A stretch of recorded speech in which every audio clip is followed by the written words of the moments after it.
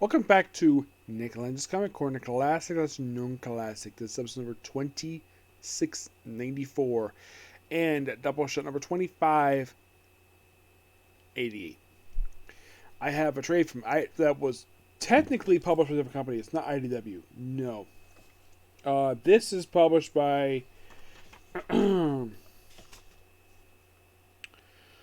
Fantagraph Books. This is basically also Aquaman trade. This is basically Usagi, Yojimbo, Book 1, Ronin. This is the start of Usagi's adventures.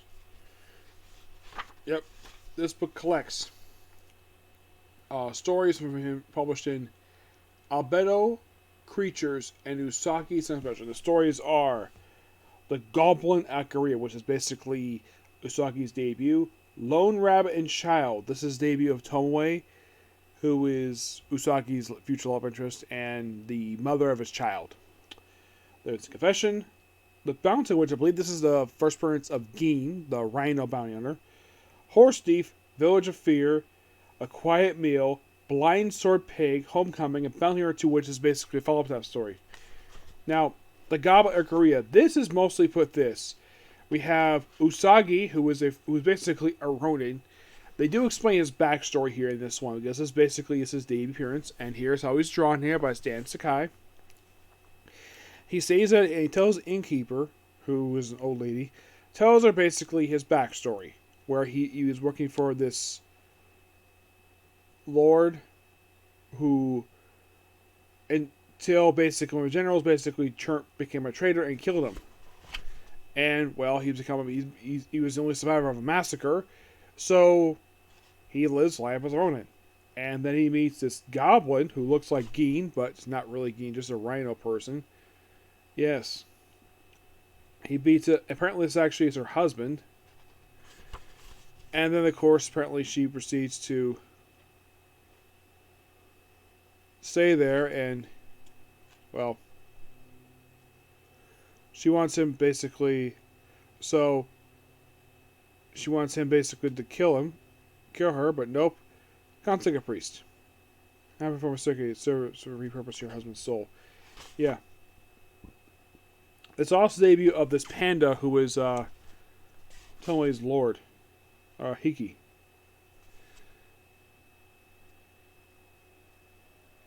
His name is Nariaki.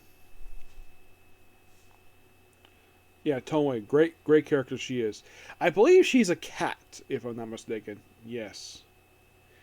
And you're thinking, this girl is the mother of Usagi's child? Yes. Usagi knows he's got a son. His son does not know Usagi is his father, purely based upon reputation. And then a little bit of this guy Hiki, and of course, basically, Tomoe is being a bodyguard to him to protect him. Like, oh look, another rhinoceros. Is that Geen? Nope, it's not Geen. It just basically the character looks like Geen. Yeah, for some reason, Stan Sakai like for using the whole rhinoceros thing before he finally created Geen. He maybe had some characters who were rhinos, just you might think Geen, but not really. So basically, Tomoe gives a little backstory of her, and at one point she's injured protecting her master, who was actually the heir, because the previous lord got killed, so he's basically the heir to the clan. So she nearly dies protecting him. Of course, she's ordered to stay, and Usagi comes briefly, basically his bodyguard, so he can deliver a message. Also, a bunch of ninjas too. And, well, he returned home. And then, of course, you have a follow-up story where, called The Confession, where a guy who's wounded. Yeah, this is kind of follows the previous story, where this guy gets injured. Apparently, he has a confession about, Hiki's, his master, who worked with Hiki to murder another lord. Of course, Tomoe shows up again to help out Usagi take out ninjas. Takes the Shogun's retainer. Returns to the Shogun's retainer. Actually works for Hiki.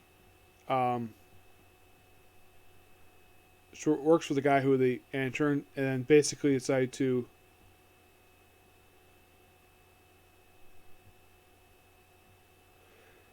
basically, and this is basically put to the side, and of course Usagi writes out with Tomoe. And then we have Bounty, which is Geen's debut.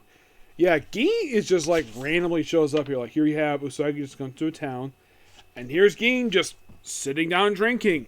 Yeah, this is a common thing Gin does. He would constantly drink a lot, and this is what before he got his part of his horn chopped up because normally he's depicted where his horn is a little bit shorter than it's supposed to be. But yeah, he's also got this shruggy look with him.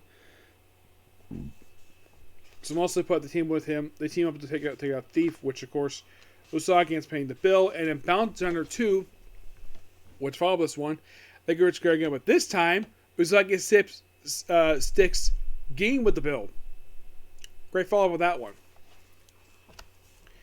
Next we have the Horse Thief, or basically Usagi takes a horse, beats a bunch of people up, all horse traders.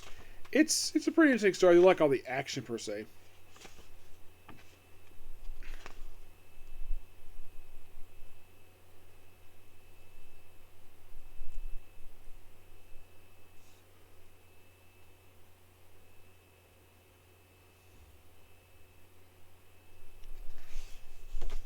And then we have the Village of Fear.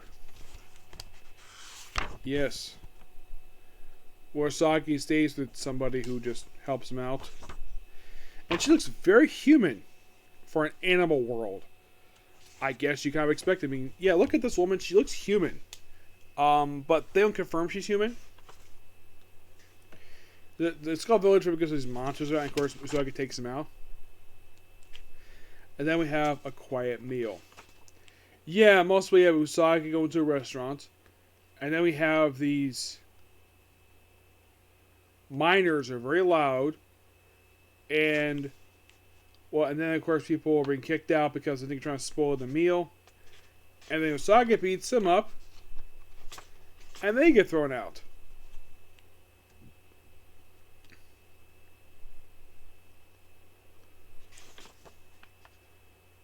And they proceed to leave, and of course he slices them, but nope, he just slices a bunch of flies. Then we have Blind Sword Pig.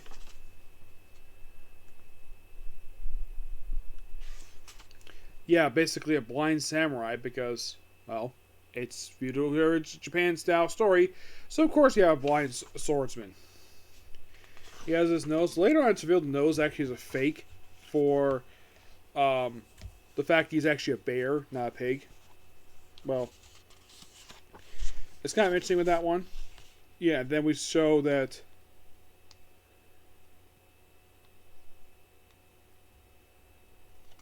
yeah. And then Homecoming is like, oh, is I going home with this one?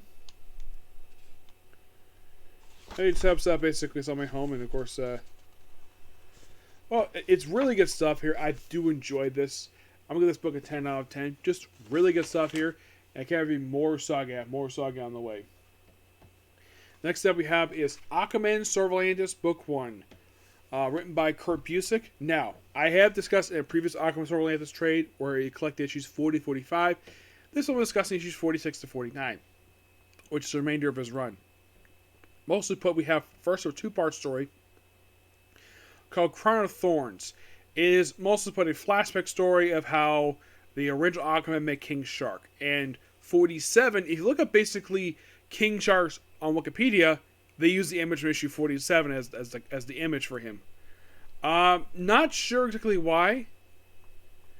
Yeah. Oh, by the way, Kurt Busiek with the writer, but Carl Kitzler is the co-writer for some of these issues. With Booch Goose, Phil Winston, and Richard Valogren, along with Tony Gazia and Mike Manley. There are the art interior artists. The cover artwork here is done by Carlos Pacillo and Jesus Moreno, or probably Jesus. Yeah, then we have a two-part. First is called 46-47 is known as Crown Thorn. Next is Gate of Shadows. We just mostly put just Aquaman King Shark taking on basically a bunch of octopus. Yeah, also got a fisherman. Well, a recurring Aquaman villain who appears in these issues. He appeared in this one issue, and then we have a corpse for him. Well, it turns out it was actually not the actual fisherman. It was somebody else. And that, sadly put, is it for Kurt Busiek's time as the writer of this book. Yes, for some reason when he left, the book managed to last for another 8 issues for being canceled. Now, why did he leave? I have no idea why. You bring him in, a good writer like Kurt Busiek, and then he leaves. For these issues overall, they're really good. It feels like some Aquaman stuff we'll definitely read. I'm gonna give this book roughly a 9 out of 10. Final thoughts on Kurt Busiek's time on Sword of Atlantis. Really interesting run. Surprisingly, it's only 10 issues. And if you're curious, how long did it replace the writer, who is Tad Williams? How long did Tad Williams stay on the writer of the book? The last 8 issues of the series. Yep. Yes, he did. He will be, sadly, the final writer of the book. Mm-hmm.